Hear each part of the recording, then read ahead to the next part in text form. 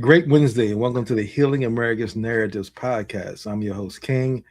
I'm joined by my co-host, Reggie. How you doing today, Reggie?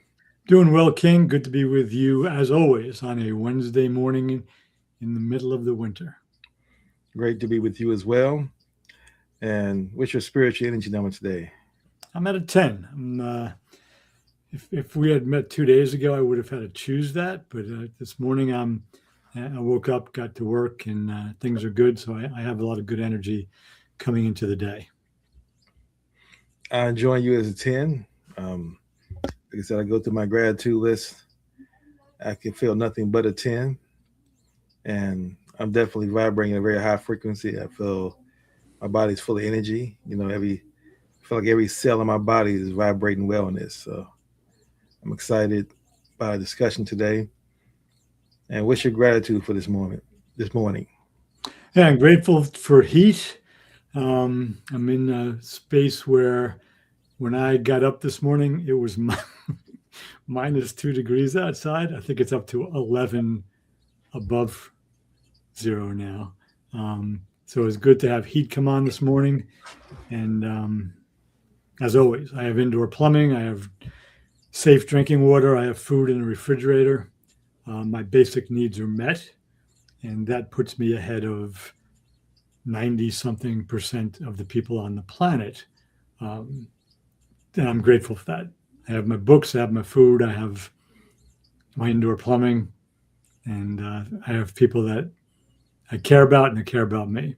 So I'm ahead of the game. There you go.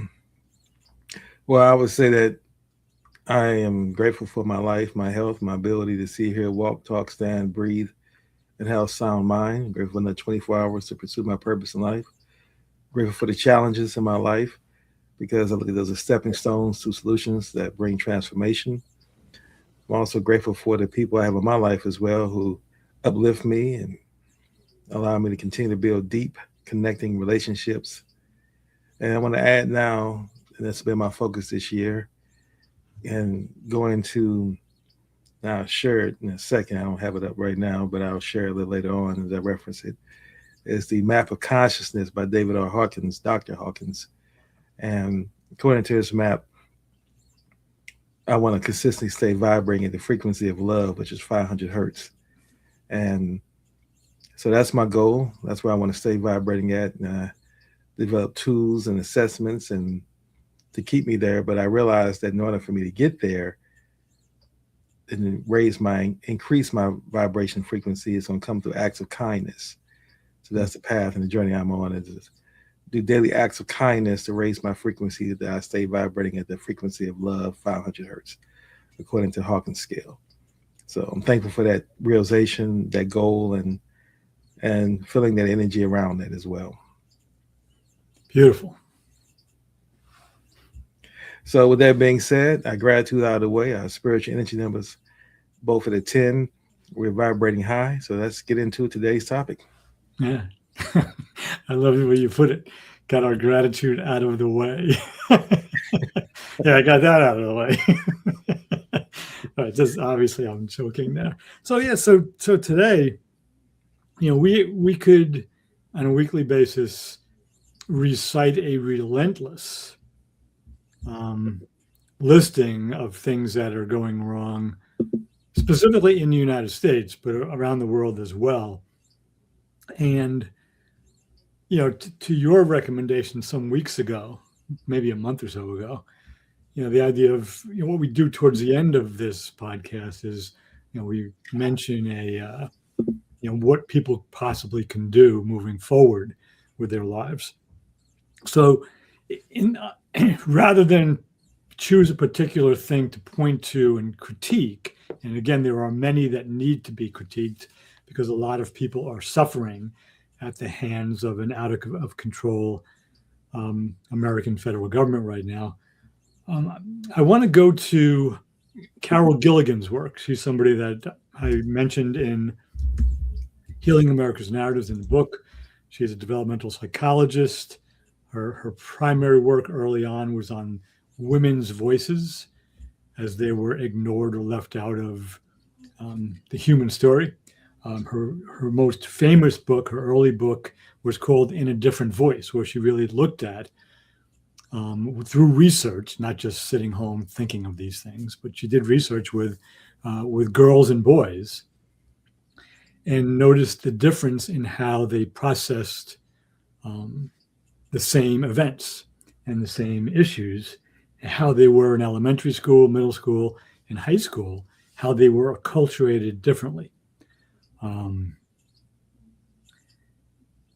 And people interpreted her book as creating an us versus them, like women were better than men because men were the patriarchy, and men controlled all the civilizations, most of them, and definitely the American society. And that's not what she was saying. So in the 10th year anniversary of the book, she wrote a note to the readers saying that, reading how you've received my work, I realized that I've lost my own voice. And then in 2003, she came out with a follow-up book, which is very thin. I mean, it's under 200 pages. And it's called In a Human Voice, where she really gets specific about where the research is leading. And so the two things I want to mention, one is this idea of a human voice, and something that you talk about as well. You frequently mention, your sense of identity, or anybody's sense of identity, where you don't deny the fact that you're a Black man, but that's not your primary identity. You primarily identify as a human being who aspires to be fully human. That's my language in terms of how I hear you. And so she speaks about a human voice, which we all have, and she speaks about how that has been negated, or at least, if not negated, minimized by, and here's the language she uses, the language of binary, of this and that, or this against that, or us versus them. The language of hierarchy, there's somebody here and there's somebody above them. And how, if you put those two things together, take a gender binary, male and female, and you put it into a hierarchy, and for the last at least 500 years, that's been primarily males over females. That's where you get patriarchy from. So just to identify the language again, take a gender binary, masculine and feminine. You take a hierarchy, putting men above women, and together that's where you get a patriarchy. And in her words, patriarchy is the opposite of democracy, because in democracy, every voice has to be equal. Every voice deserves to be heard. So what I'd like to get into today is what she speaks about in a human voice. She speaks about having a care ethics. In other words, an ethic that cares first, and takes care of other things later. Not an ethic that knows a lot, or an ethic that wants to dominate, or an ethic that wants to be right, but an ethic of caring. And she basically speaks about this human voice, when both the masculine and the feminine are allowed to be human. An ethic of care emerges. And just to go full circle with how I began, say what we're not going to talk too much about today, is if you listen to the rhetoric, or you read the rhetoric, mainly on social media, unfortunately, of the American federal government right now, whether it's the executive branch doing most of the damage, the legislative branch abdicating their responsibility to check the executive, and the judicial branch, which pretty much rubber stamps the executive, there is no evidence of care for others in there. There is not evidence of caring. And I think it's important for us to be able to use that kind of language as everyday human beings, and begin to explore, first of all, do I care? Second, what do I care about? And to what extent does my caring emerge out into all human beings or the whole planet. Where do I focus my care? I think that's an essential element for a course correction, which we desperately need. And then the last thing, I'll just connect some dots. You and I speak a lot about me-centric, us-centric, all of us-centric, and all that is-centric worldviews. So the care ethic operates at the very least in a healthy us-centric view. I care about others within my group. Ideally, the care ethic operates beyond my group to all humans, and even better, to all living beings and the planet as a whole. I care about the whole shebang. I mean, that's the ideal, in my understanding, for being fully human. This caring about everyone and everything. That doesn't mean you have to try to take care of everyone, because you can't. I can't take care of somebody who's living in Moscow right now, or in Ukraine, or even in, where you are in Maryland. Can't do it. But to carry that ethic of care around with me on a daily basis is what we're talking about here. All right. Well, again, Reggie, I want to thank you for choosing a timely topic. And it's really timely in the context of the frequency I'm vibrating on. And it's definitely something that I'm clearing space in my mind and my life for this discussion and in this type of frequency. And again, I want to make sure I bring up Dave Hawkins' map of conscious, because I want to reference that. And I don't know how folks can see it on the screen. I know it's kind of little, but just quickly, I just want to point out some things about it so that folks can understand where I'm going with this. Now, David R. Hawkins is a doctor, a psychologist who came up with this map of consciousness. He's also written books, Force versus Power, and those things. So he's written a lot of extensively about where frequencies vibrate. And once you really understand, as Einstein teaches us, that energy is everything and everything is energy, when you really understand that and begin to realize that we vibrate at a certain frequency based on our thoughts, and our thoughts that we vibrate on, those frequencies determine where energy level we are at. And again, that can fluctuate throughout the day.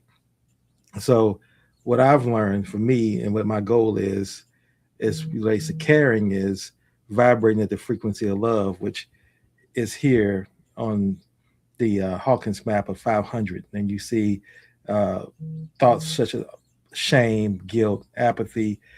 That's shame is 20 hertz, guilt is 30 hertz, apathy is 50 hertz, grief is 75, fear is 100. So most people operate, if you meet on a regular basis, that you hope to meet at courage, which is 200 frequency. That means you have courage, you're doing things, you're making decisions. Like you write in your book, The Healing's American Narratives, taking the courage to put that into play and spend that time and investment in doing that, to get your voice out there, knowing that you're going to create enemies from it. That's courage. And so for me, love is at the 500. So how do you get to love? Well, caring is a starting point. I looked at caring definitely about everybody outside your tribe, as you mentioned before. I also feel as though for me, that wasn't enough for me to operate a love. And again, anyone can say they operate a love, but to truly operate a love, you got to be living these principles and having these thoughts, which means you are doing what I consider acts of kindness to bring that energy and vibration of love on. And so doing so, that's my focus this year, is giving acts of kindness. Not nice. Now, separate nice from kind. I think a lot of people use those as synonyms. Nice means that you can just be so nice that you let people take advantage of you and things of that nature. And I'm not nice. I'm kind. Kind is giving an act of helping someone, working to solve someone's problem. My issue for me was I was wrapped up in my tribe, and I only wanted to give acts of kindness to people within my tribe. And I've learned that through my constant growth, that's bonded kindness is what I call it, where I only care about kindness of people in my tribe, and the rest of our people outside of my tribe, previously to me having this epiphany and new direction, that wasn't my concern. But now that is my concern. Now, to your point, you can't help everybody. We know that.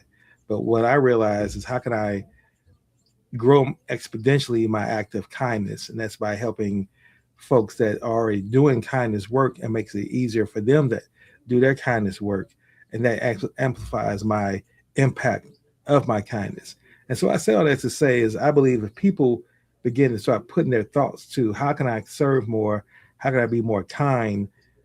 Then that changes how you think. You don't longer focusing on the fear, the grief, the apathy, the guilt, and the shame, the lower vibration frequencies that the media wants us to vibrate at, because those are the frequencies that get us addicted to drugs, alcohol, puts us in states of depression, which is going to lead to more addictive substances when we go to our doctors so they can prescribe more drugs and put us in that system when you're vibrating on those low things around fear. Because I don't believe you can watch the news and have a sound mind and just, if you're not doing anything to battle that or dissolve the impact of those messages coming into your brain, if you're taking that in full stint from whether it's MSNBC or CNN, whether it's left or it's right, if you're receiving that media image and news, the data into your body, and you don't have a way of dissolving that before it settles in, then you're going to vibrate at fear. You're going to be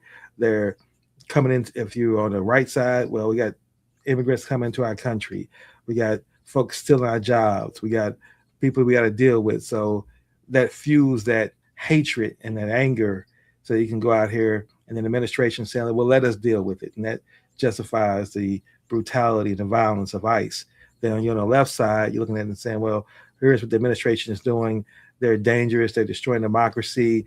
They're violently killing people, locking people up at the very least, and so much injustice being done. So they put you in that fear level. And what I've learned, if you're vibrating at those lower frequency levels, you're not creative. You're not creating anything. You're just reacting and you're in survival mode. Even if you may be earning a financial living, but just your lifestyle is survival mode. You're just feeding off negative energy. You got to keep eating that because it becomes an addiction. Once you are in that space, then that's all you want. And I use my brother, for example, and talking to him, and my father was like this, and he's following right in my father's footsteps. My father, before he passed away in his late 60s, was constantly a negative person. And every time you talk to him, he would have nothing but negative things to say about the world, nothing that said negative things about his life. It was a constant victim mentality. I mean, I would joke, he never said this, but I would make the joke that you would say, well, Dad, today is Friday. Isn't that a good feeling? He would say, well, Friday's only 2 days from Monday. So it's not a good thing. We're going to restart this thing over again. So he would find something negative in every situation because he's vibrating at that lower frequency. And I've also learned that when it comes to judging people, regardless of their racial construct, division that we live through, color of their skin, ethnicity, sexual orientation, gender, religion, etc., you can't change a person with your intent if they're vibrating at a lower frequency. That's just where they are. It's like a radio station. Again, for the folks who are older and listen to this podcast and can relate to the radio dial and the signal, when you had to, back in the days, you had to turn that dial and hear static until you finally tuned to a station that had a strong enough signal where you can pick it up. And then that's when you sell it on and say, okay, I can listen to this station. But without that tuning, you couldn't find that signal. And our bodies and our minds, more importantly, work as transmitters and receivers constantly. So we're constantly transmitting data and energy, and we're constantly receiving data and energy. And if you're not controlling that, then you're actually putting out that negative, and you're going to manifest and attract more negative. So that's a long story to go back to what you said originally about caring. I think it's very difficult, personally, now with all that stated, to care if you're vibrating at one of these low frequencies, because all it's going to tell you to do is only care about yourself first. Then if you do vibrate above fear and get to desire, anger, and pride is going to have you vibrating around your tribe. I only care about my people. So yes, I care about them, but I don't care about anyone outside of that. And so that's when you have to vibrate the courage, neutrality, and willingness, which is the higher 300, 200, 300 level vibrations that get you outside of tribal thinking. So just wanted to start my first take on David Hawkins's map and how I see all those things gel and in line with each other. Yeah, I'm glad you did that. Could you, in fact, King, put the map back up again? Because I want to refer to it in what I'm about to say. So first thing, I probably should have asked you this in the chat before I say it out loud, but I'm pretty sure you can do this. Can you speak a little bit, because I know you have your engineering background. I have a superficial understanding of the frequency, what a hertz is. Can you speak a little bit to that? I mean, the different, what that frequency is referring to? Yeah, so I'll give you again. I'm a person that believes that you have a default, which is accepted definition, and you have a definition you create that makes it applicable and understandable to you. Yeah. So I'll give you my definition of hertz. Hertz is megahertz, meaning that's the frequency rating for what and the vibration is looking at the signal, is looking at the actual range of the strength of the signal is measured in hertz, from being 0 to a higher hertz being a stronger signal. And so the higher the hertz is obviously a strong vibration, a strong connection. And going with David Hawkins, people such as Jesus, which is not on this map, doesn't have it listed examples of folks who vibrate certain frequencies. But people like Jesus and Buddha, he said, were vibrating at a calibration of 700 to 1,000 frequency. So that's with those individuals, if you believe in them, that's what they vibrate, their thoughts. That's why they're able to manifest things they're able to manifest, whether it was Buddha, Allah, or any of the spiritual deities of any of the dogmas. But most of us, we're vibrating at a 200 frequency, which is about neutrality, that you encourage, that you can meet from folks. And so I hope I answered your question, because that's just a measurement of the signal strength of how well the receivers connect with that actual vibration, and then measures it from anywhere from 0 to strong vibration, the strongest vibration being 1,000.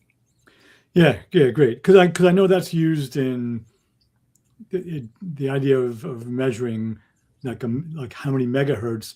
That's used in radio frequencies and a lot of other things prior to it being referring to us and how we humans vibrate. Is that correct? That's correct. Yeah. And that's why it's an excellent, once you understand everything is energy, that's why it becomes an excellent way to kind of value where we are energy wise as well. Yeah. So great. So I just wanted to keep that up because I want to refer to it a little bit. So one of the things with any developmental model, because we've been using the shorthand for human development of me, us, all of us, all that is, and this is a development model in terms of vibration. One of the things that everybody has to be careful about once, if you decide you want to be working with development, is not to turn it into a competition. In other words, because then you'd be free. But basically, I want or need to be, and you didn't say this, so I'm not talking about you, but your goal is to raise your frequency, your vibration up to vibrating at the level of love and desire. And again, I'm not speaking about you when I say this. It's a vibrational frequency of 125, which can lead to craving, enslavement, at least a disappointment, and denying what's real. So it's important, I would say, with any developmental model, including this one, to really get honest with ourselves on a daily basis, on average. Where are we vibrating? Are we angry most of the time? Are we neutral most of the time? Are we courageous? Are we in a place of acceptance? So whatever it is, you pick one.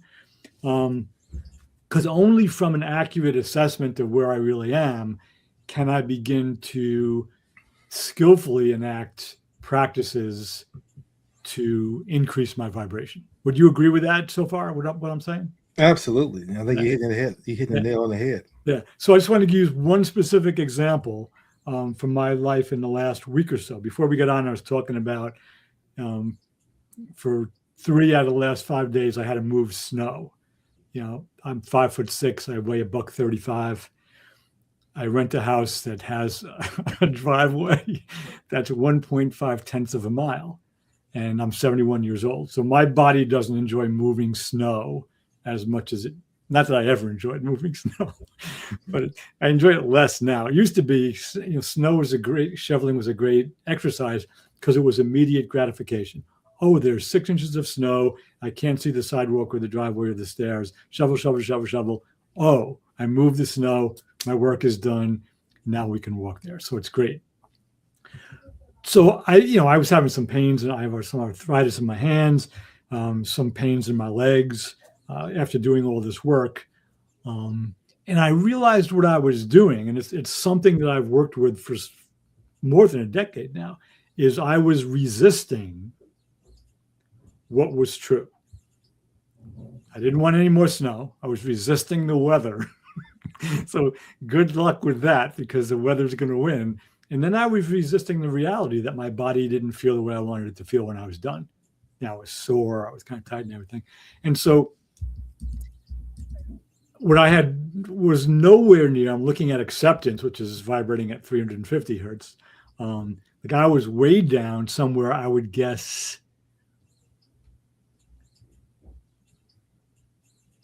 it's probably around, for temporarily, I was down around fear or desire. My desire was to be pain-free.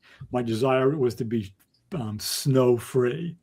And it took me probably 2 or 3 days to recognize what I was doing. Forget the body pain, forget the snow out there, that I was resisting what was true.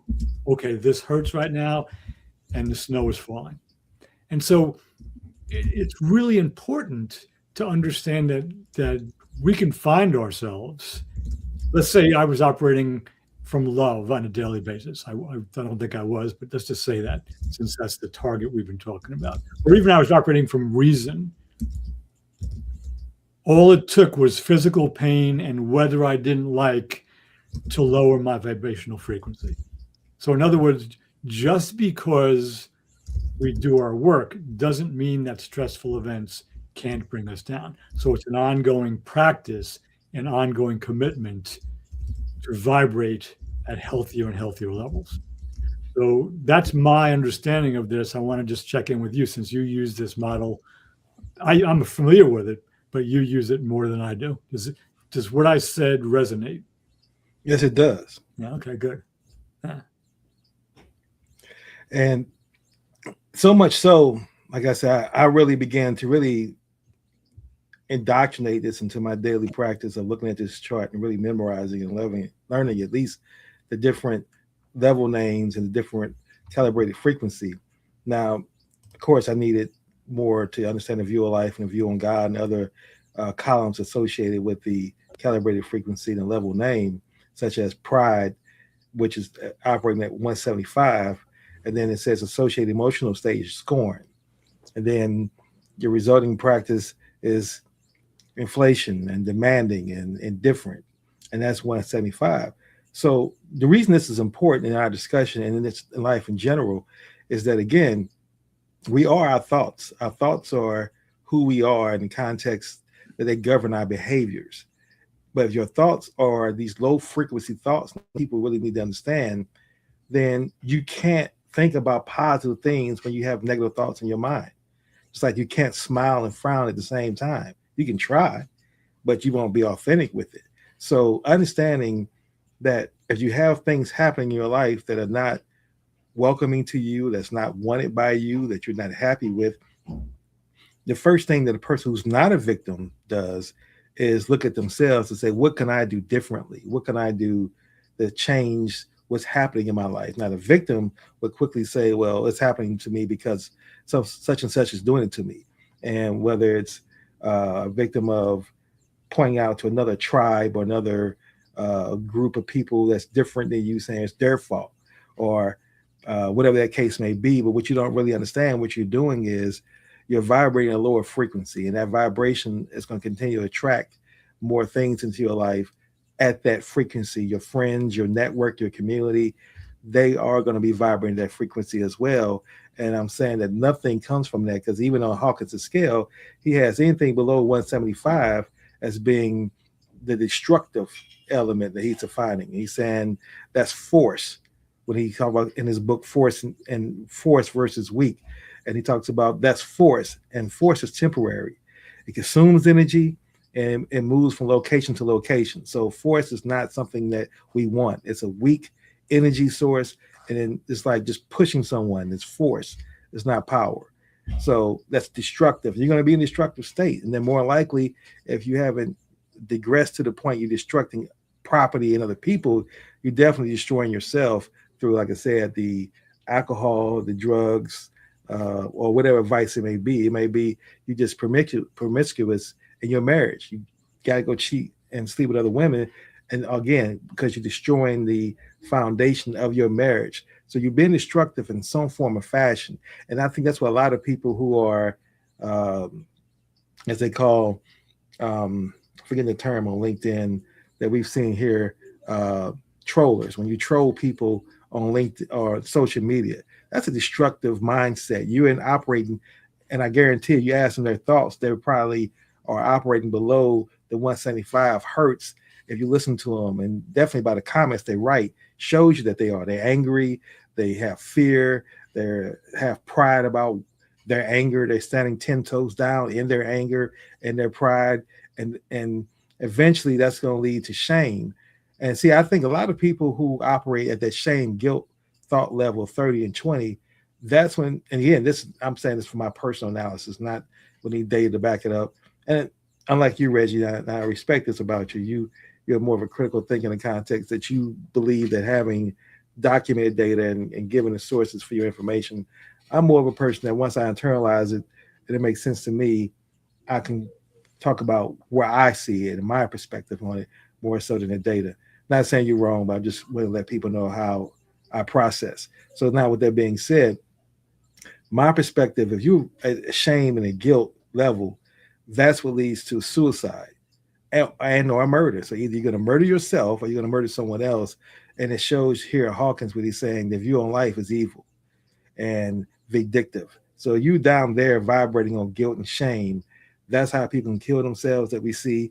And they have all these financial resources. We're like, how can this person commit suicide when they have, it seems to us, the life they want? They're famous, they have financial resources, but yet and still they're vibrating at a guilt and shame level because something in their lives that they never really resolve, and those thoughts are beating them up until eventually it becomes so destructive they either kill themselves or they end up injuring someone else. And I think that's where we see the people who actually go into these schools and do shootings, because again, they're operating at that guilt and shame level, and that's the action and behaviors that it creates.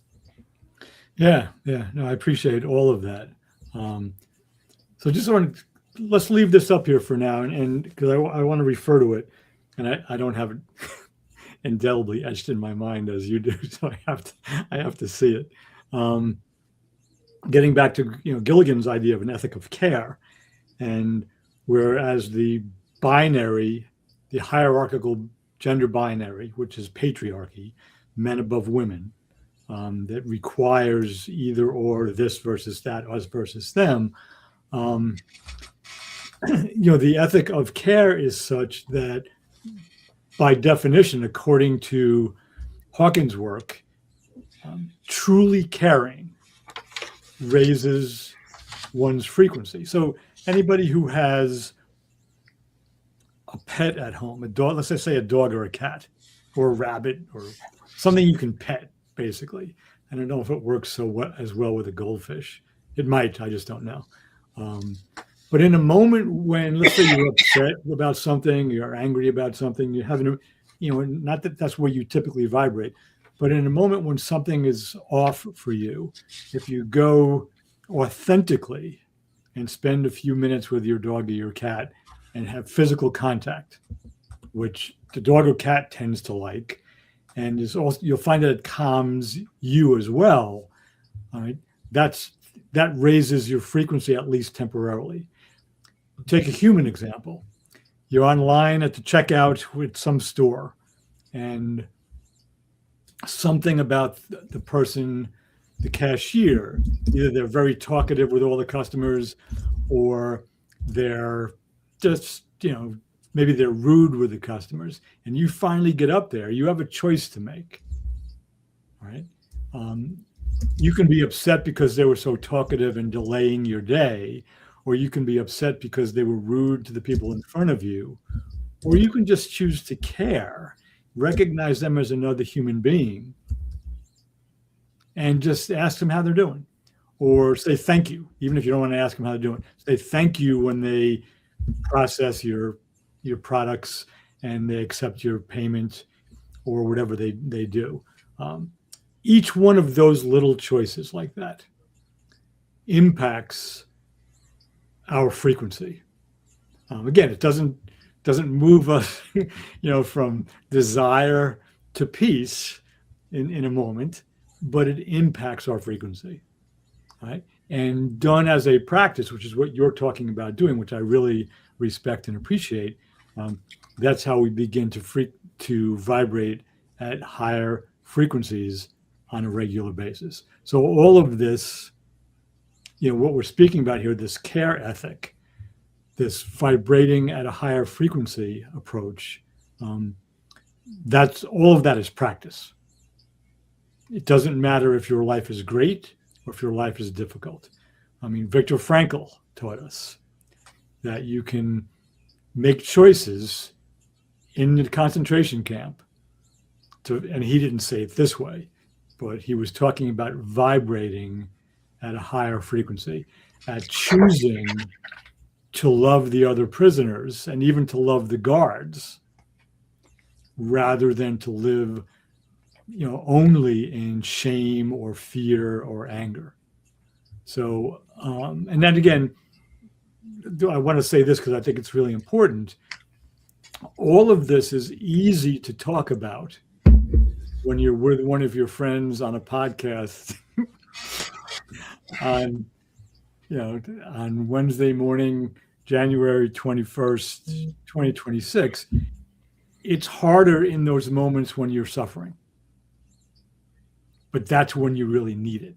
So the practice is for the times when you're really suffering, because as I used to say to my basketball players at halftime, I won't say it exactly as I used to say it, but any fool can be positive at halftime and enthusiastic at halftime when you're up by 12 points or 15 points. What we want to be is those people who can still be enthusiastic and positive when we're down by 15, because we have to go out there and really play now.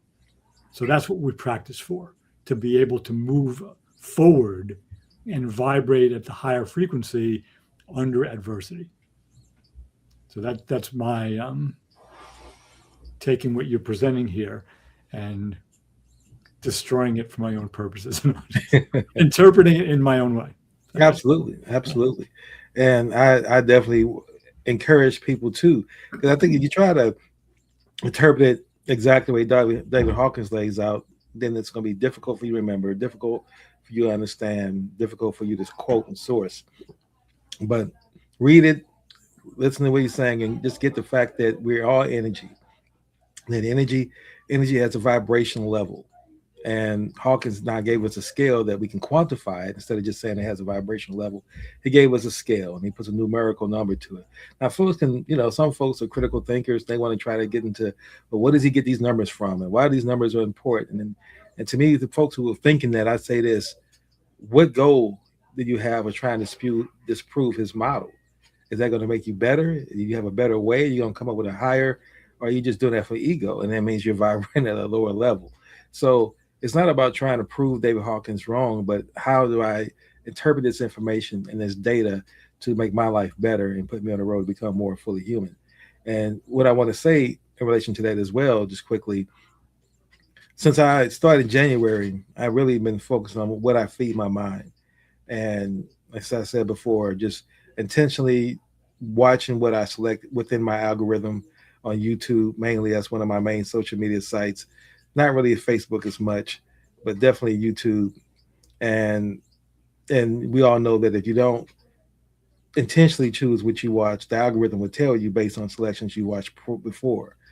And I would let people send me videos that not necessarily vibrated where I'm vibrating, but that's where they are. They're friends of mine. I watched that video.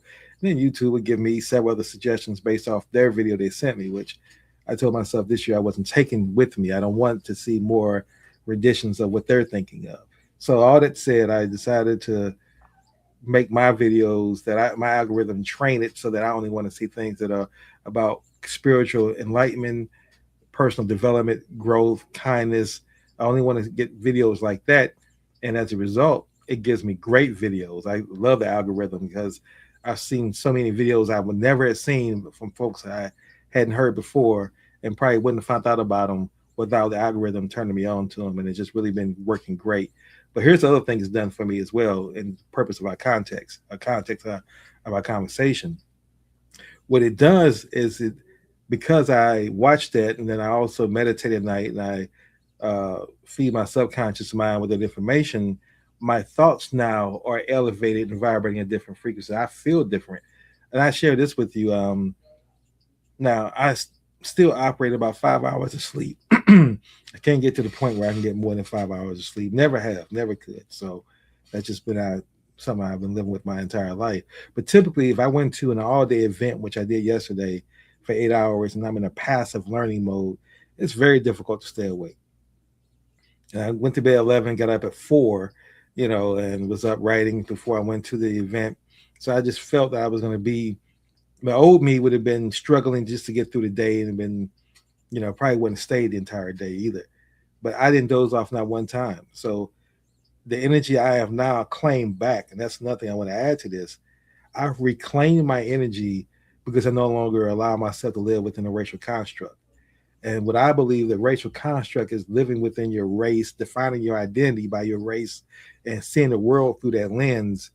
I believe that's a 50% energy drain from Hawkins scale that adds to that because of the arbitrage and the weight of viewing everything through a racial construct that doesn't even exist. And so I say that to say this point. I went to this event yesterday. It was called the Campaign for Humanity. So interesting enough, you sent me today's topic about Carol Gilligan's care. So again, I'm talking about love, vibrating. I go to this event, Campaign for Humanity. Your topic today is about care. See, this is all because I'm vibrating at this level and I'm attracting these type of topics, these type of events, these type of conversations and to me. And then I'm at the same time, the seed is implanted and instilled in me enough to recognize what that means. Like you first, when I first met, you would explain to me David Hawkins and things of that nature. And intellectually, I understood it, but I didn't put it into action. I didn't apply it. I just had it there, said I understand it, and just moved on. But when I began to really apply it, it's not just an understanding that comes, it's a knowing of really seeing how the universe works. And I want to really conclude this section by saying this so folks can relate to it. Did you ever see the movie The Matrix? Yeah. Well, to me, the movie The Matrix is great, and people always use it for all the symbolism and things. But one of the things in The Matrix that was really profound was the guy when Neo first got to the ship and they put him out of the Matrix, and he was sitting there watching the computer screen with one of the pilots of the ship, and he asked him, he said, "Do you see that computer screen? You see the woman in the red dress?" And Neo said, "Yes, I see the woman in the red dress." And everybody was big on that story, that comparison. The guy says, "Well, I don't really see the woman. All I see is ones and zeros, the data behind it." And what I'm saying that is that's what I see now.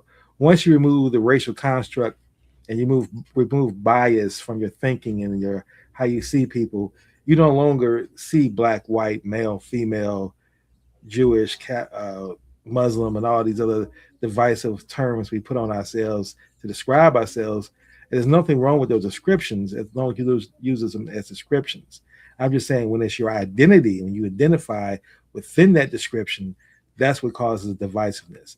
And when you are thinking through that lens, then that's all you see. And for me, I see the data, the bits, and I'm able to look at things from a total unbiased perspective. Not to say I'm fully human, I've arrived there, but I'm there. I can still get triggered.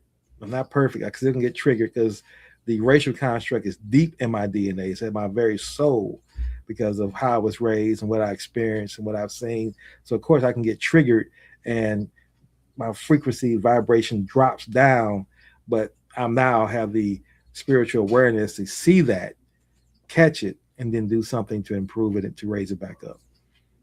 Yeah, no, I love that. So many directions to go in here. I wanted to look at um, the very bottom line of this page where it says all levels below 500 are objective, content biased, and all levels are above 500 are subjective or context biased. And I think that's really important. Virtually every developmental model that I've seen, the models on which we base the shorthand, me, us, all that is, basically agree with that. I mean, just one that comes to mind is Terry O'Fallon's stages model. And that's probably the most recent model that's out there. Some of them are, some decades old. Hers is really a 21st century model. She's been doing research for years, but and she has basically, I'm not going to get into what her model is, but there are 3 levels, each of which has 4 stages within it. And her first level is the concrete level, and that's the world of the objects and the content bias. So her first 4 stages are objective or concrete. And the funny people in the research studies, if people aren't sure what you mean by concrete or objective, they basically say, well, if you can bump into it, right, and it's solid, then it's concrete or objective. And that's really true. It's the concrete world. It's the microphone. It's my microphone. Here's my microphone. It's the it's the book I'm holding in my hand. It's all of that. That's the concrete objective world. The next move up, which Hawkins referred to as subjective, is the abstract world. Those are the things you can't really touch or bump into, but you trust that they're true or that they're real. Thoughts, emotions, that's abstract.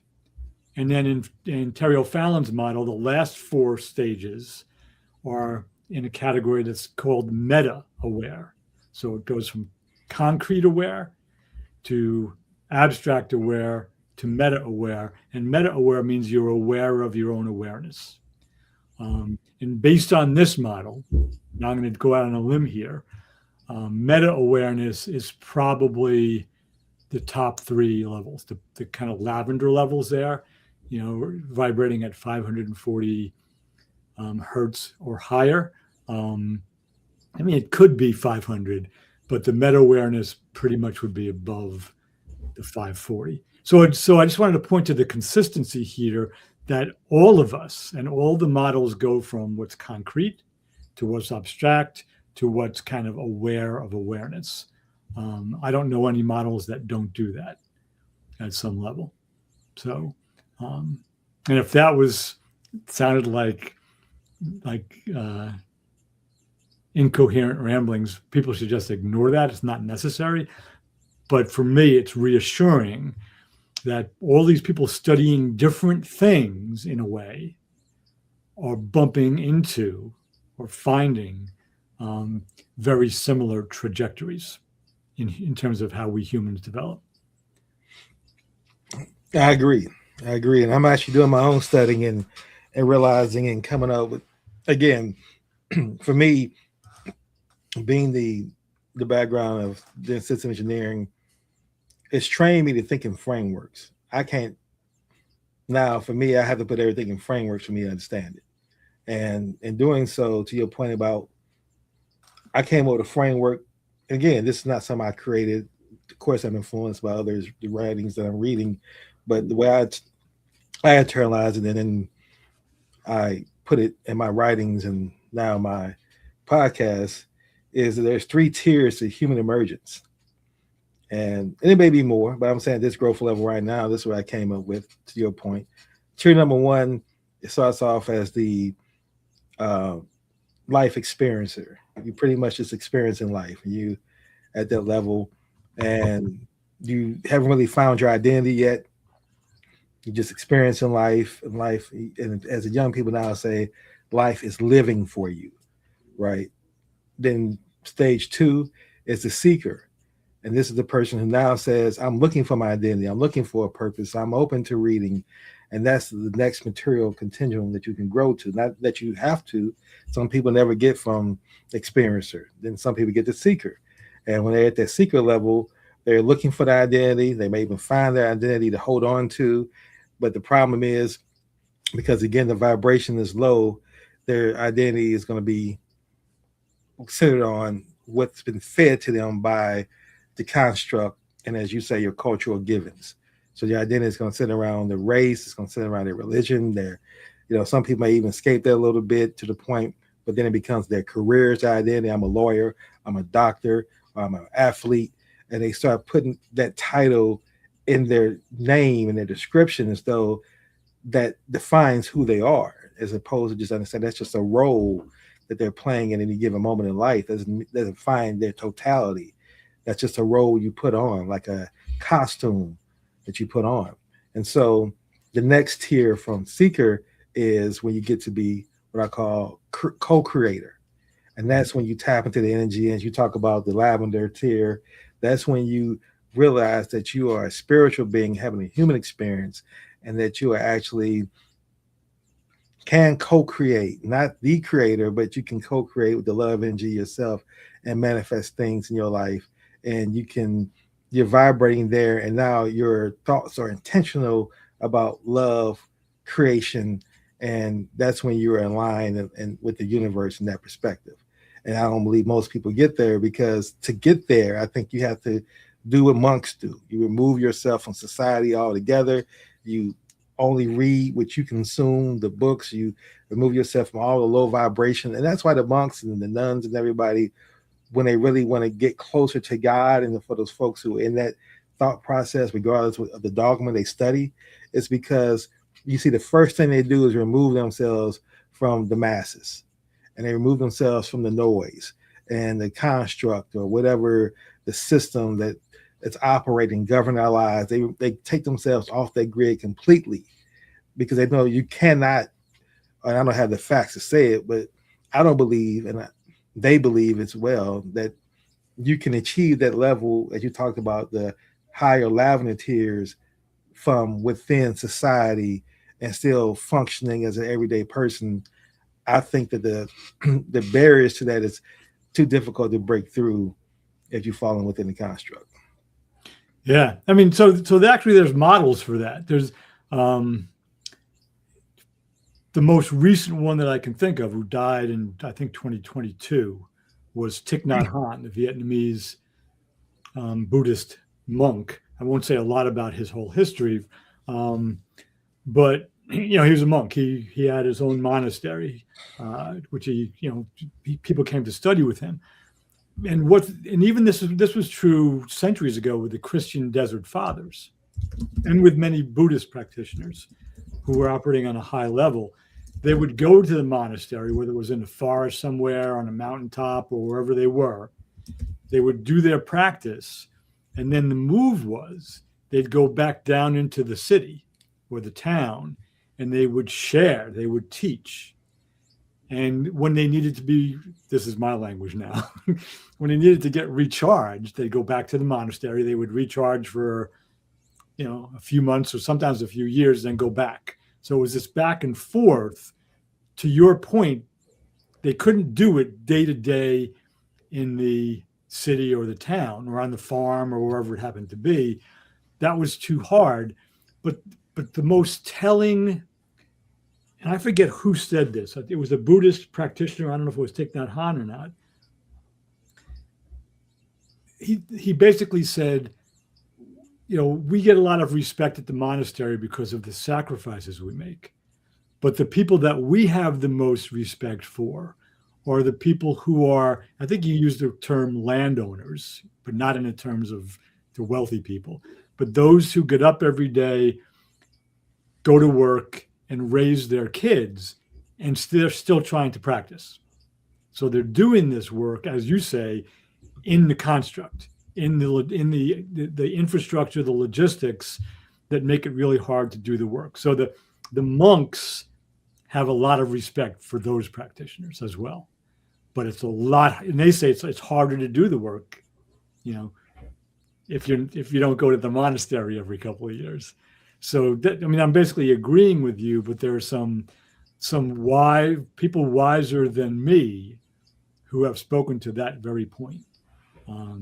You got to take the time to do your practice, then you can share yourself with the world. Practice, share yourself with the world. It's really hard to do them simultaneously. Not impossible. And Thich Nhat Hanh is my favorite example in the 21st century, but he began protesting the Vietnam War against North Vietnam, against South Vietnam, and against the United States. So he protested the war. He didn't take a side. And for that, he was banned from Vietnam for close to 40 years. He couldn't go home. Anyway, so he was definitely up in that lavender color there. I don't know where he was exactly all the time, but he was up there. And see, we meet people like that through our history and lives. I liken it to Muhammad Ali choosing not to fight in the Vietnam War, and understanding what that meant. I mean, see, a lot of people, I don't think take that into consideration. You're the champion of the world. You've achieved the highest goal. You've practiced your whole life. You've been committed. And now you want to give that up when you've achieved it because of your principle. When all you have to do is go to war and you don't even have to fight. You just go there, shake hands, and be a celebrity. That's what they're telling him. And he still said, no, you're not going to leverage me, and I won't devalue my principles. And so and that's the funny thing about human nature, is that we idolize these people and lift them up and worship them more so than follow them. And I think the same thing we've done. A lot of people who claim to be Christians do the same thing with Jesus. They put Jesus at a point where we can worship him, but we're not going to try to behave like him, because that becomes too difficult. That means you take control over your life, and now folks don't want to deal with that. Yeah. Or whether it's, again, Allah with Muhammad in the Islamic faith, whatever the case may be, whoever that deity is that we admire, that stood on principle. My goal is, at this stage of my life, I want to start moving in that direction and put myself towards that. And I think that the first step to do that is you got to become more kind and look for ways to give kindness. And if you start to do that, I think that more ways to become kind will come back to you. And I'm experienced that just shortly. Like I said, I went to the conference yesterday. Again, the conference for humanity, for creating humanity, expanding humanity. And the interesting thing about it, it was a diverse group, but mostly Blacks, mostly older.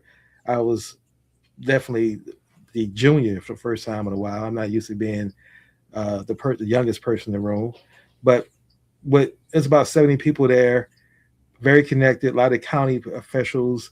So they had a diverse group of influencers, even though majority of people, again, were in their mid-60s, late 60s, and so on and so forth, but connected and powerful people nonetheless, talking about how they can be more human.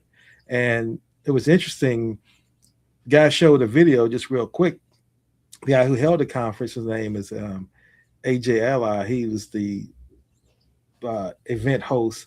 He showed a movie called Walking While Black. And initially, when I got the invitation to go to the conference, I was like, why would I want to go see that? I don't want to put that in my spirit because I know it would trigger me. But a person of influence sent it to me, and I said, let me go because they sent it. So something there. So I went there and changed my mind, changed my life. So anyway, long story short, where I'm going with this is the goal of it was he was walking black in Howard County and got pulled over by the police. And that affected him psychologically at a level because he's not doing anything wrong. That's injustice. Why are you pulling me over? I mean, you had no business even stopping me. And so justice was definitely not served. So instead of him just fighting that with anger and being at the anger level and then having shame and guilt vibrating those lower frequencies, he shifted the situation and said he went to Hawaii, went to a ceremony, forgetting all the details about that, but it was a ceremony spiritually that saw him and taught him that he should deal with it through love. So he had to reclaim a different identity now and he centered on finding love. So he created the movie, shows the problem and the issues and the systematic things that people have to deal with, but then he shows the solution that he's advocating is now we give love. And as a result of him choosing love, he came back, created a training around that. Then the late great Elijah Cummings introduced him and connected him with the police department that had stopped him, and they took his training video and made it training. That was the first police um, department in the nation to accept his training as their training to help officers. So he turned into something very positive and meaningful by vibrating at a higher frequencies, where I'm going with this. And that was just, to me, wonderful to see that, see somebody who was living that life, not talking about it theoretically, not just writing about it, but putting his actions what his words are, and then taking that next step and involving people in it. And so now he takes walks with police. He has a goal to say 50, he's going to walk 50 times with different police officers, departments around the United States with the community, because he wants to build that bridge now and heal those wounds, as we talk about healing America's narratives. He wants to do that and change the demographic and the culture from the black and community and police being adversaries. So that just, to me, was just a powerful expression of everything we're talking about. Yeah, it's beautiful. Appreciate your sharing that story. And you said Howard County. Is that Baltimore? It's not. It's south of Baltimore, so it's a suburb of Baltimore City. Okay. So yeah, I share that only to say, as we now getting ready to shift into our next end of our program, that I think that you laid the foundation through these last 3 years or 4 years that we've been doing these podcasts. Went from becoming more fully human, the fully human connections, to now emerging to healing America's narratives. What you've been doing is just planting seeds in me, and hopefully people who listen and then is really open to connect and accept this information about how to be a better human. And at every stage, I thought I was being better along the journey, and then I learned more that how much I didn't know and how much I wasn't being better. So I just, again, want to thank you for that before we close our section. So I know I've kind of done too, giving people their flowers before we got to that section, but I just wanted to say that because that was on my mind and my heart as well. Yeah, thank you. And yeah, I'm pretty much in that same boat. I mean, every time I think I figured something out, you get a new lesson at a higher frequency. It's like, there's more. So it doesn't Right. stop. You know, if you're sincere, it doesn't stop, which is good. Yeah, something to do when you get up in the morning. Absolutely. So yeah, you want to give us a close out on how we should move forward? Yeah, I mean, so for this idea of caring, it's a practice in a given moment. If you, especially, but not only, if you find yourself in a moment of anxiety or fear, or grief, or anger, whatever it happens to be, ask yourself, how could I care in this moment? What would be one thing I could do to care for myself or for another living being in this moment, and then do that thing. And you can feel the difference. I mean, you don't have to understand what a hertz is. You don't have to understand vibrational frequency. I mean, it's fine if you do, but you can feel the difference, right? You'll feel it in your body. You may feel it as a sense of clarity or relaxation as well. I don't want to get into trying to describe what it feels like, because that would be limiting. But how could I care in this moment and then do that thing? And you can feel the difference. So I would just, it's that simple. But it has to be a practice. You do that once, you say, wow, that really worked. That was cool. And not do it again for the next 50 years. Good luck. It's got to be practice. It's interesting you say you got to be practiced. I think that's key. I shouldn't say that's interesting. That's key. That's critical. Your rituals are going to determine your overall success and growth. If you don't get some rituals established with that, then you won't see the impact. And I've learned about that, and I've seen the difference. So I agree wholeheartedly. So thank you for sharing that. Now, as we wrap up our show, we ended by lifting up someone who we look at as exhibiting even past fully human behaviors. Now we got the map of consciousness stuff. We'll say vibrating the energy of love. Folks who have done that, not their whole lives, but in certain parts, and they had the impact of others, felt that, uh, whether in the past or in the present. And so the person I want to lift up today is, again, the gentleman by the name of AJ Ali, who hosted the event yesterday. Uh, just from the fact that he created from pain, he turned pain into love and a plan by how he viewed the situation, how he dealt with the cops. Because he, as a black man, with all the emotions you're going to have about police pulling you over, and it's a whole thing, as they really can't be described. That I don't think anybody other than a black man could understand truly what it feels like to have that energy with the police, that somebody has that much power with guns and can take your life over you, and you have to navigate a world where that's constantly a threat for you. So anyway, for him to go through what he went through instead of doubling down, which is what your culture givens would tell you to do, and your community and the media, to be angry about it and now turn it into another angry piece to come at them, and it just gets lost in the sauce because it happens so much that it'll just be another one of those instances that would just go away in 3 or 4 months. He turned it into something that's going to be a movement that's going to be ongoing and life changing. Is based on love. And so instead of him having hatred, he turned to love, and now he has a relationship with that police department. That's incredible, and that's what shows power. Going back up to David Hawkins' scale here, you see power is what you have when you start operating at those and vibrating at those frequencies, and it's not negative power, but power that can make things, that can bring about change, that impact so many people's lives, and everybody wants to be a part of it, and everybody wants to be a part sharing that story. So for him, he's my person I want to lift up today as being fully human. Yeah, beautiful. I love that whole story that you told about the event yesterday. So I'm gonna go with a guy that, I don't know a lot about him, but everything I've heard him say, I like and respect, and he's in a tough spot now, and I think he's doing a good job with it. Is the Prime Minister of Canada, Mark Carney, who he comes from a high level financial background. I forget what his work was right before he was became prime minister.